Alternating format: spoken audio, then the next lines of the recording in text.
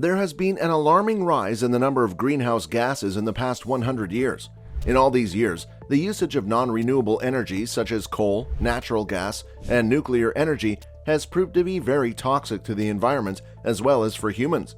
The amount of greenhouse gas has become 405.5 parts per million in 2017. The quest for a more conventional form of energy has led to finding renewable energy sources that are sustainable for humankind. Renewable energy revolves around renewable resources that are naturally replenished over a certain period of time, even after being used. Examples of such renewable sources include wind, sunlight, tides, and geothermal heat. As the name suggests, renewable energy makes use of the resources that are finitely available on Earth. No matter how much we utilize energy from the sun, wind, rain, and water, they will still be present in the environment. This makes it more conventional and sustainable. The huge scope of converting wind energy and solar energy into electric energy using photovoltaic or PV panels or through mirrors that concentrate solar radiation has fueled many devices and batteries in the recent past. Solar energy, the new reliable source of energy. The utilization of solar energy begins from that photosynthesis. It is a basic example to understand how solar energy supports our existence on Earth. The photovoltaic cells use the photovoltaic effect to convert light energy to electric current. This technique is used on a large scale in solar power plants that consist of various solar compounds that absorb sunlight. In our day-to-day life, solar energy is used for several purposes like solar heating. Solar panels that are fixed can be used as a heating system. The heat energy produced in this way can be used for heating water or an entire room. Solar charging.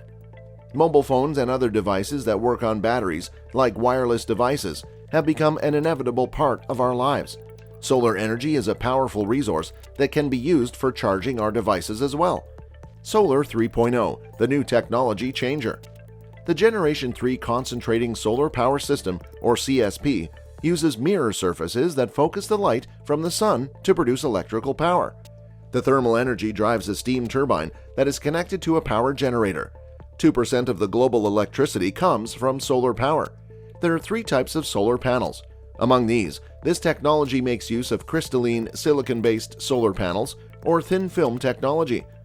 Perovskite solar cells play a significant amount of importance in Solar 3.0 technology. Perovskite is nothing but a semiconductor that can absorb light effectively and transports the charge to generate electricity, which is the ultimate goal. Perovskite's composition is a hybrid of organic and inorganic lead, which acts as the layer that collects and focuses the sunlight at a certain point.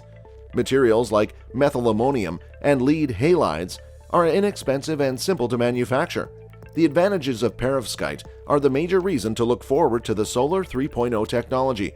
Perovskites showcase high absorption coefficients that help 500 nm to absorb the entire spectrum of visible light.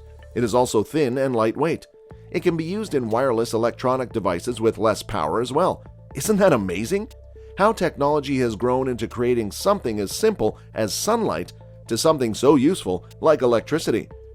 The utilization of perovskites and Generation 3 CSP plants have enabled high temperature withstanding power, high efficiency, and a solar panel that is so lightweight. The technology mostly used here is thin film technology. It inculcates the technology in which extremely thin layers of materials are imposed on the surface of semiconductors and plate glasses. High-efficiency photons are produced using Generation 3 solar energy when compared to the second-generation technologies. The maximum efficiency of a theoretical solar cell using a single junction is called the Shockley-Queisser limit and is 33%. It was calculated by William Shockley and Hans Joachim Queisser. Perovskites, cadmium telluride, and all of these technologies have the same limit. However, this can be of much higher efficiency limits in the case of perovskites, making them an exception from the others. The solar panels are made of semiconductors on both the upper and lower sides. These semiconductors are mixed with impurities to enhance their electrical properties.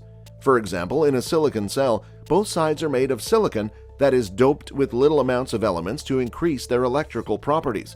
This type of cell is an example of a p-n junction and builds an electric field within them, whereas the electrons and holes are packed inside. When the fundamental unit of light, the photon, hits a solar panel, it gets absorbed and a photocurrent is produced. As long as there is light, the the electric current will be flowing. With the utilization of perovskites and thin film technology, the Solar 3.0 technology ensures a more sustainable way to produce electricity. If you enjoyed the video, don't forget to smash that like button and subscribe to the channel for more tech videos.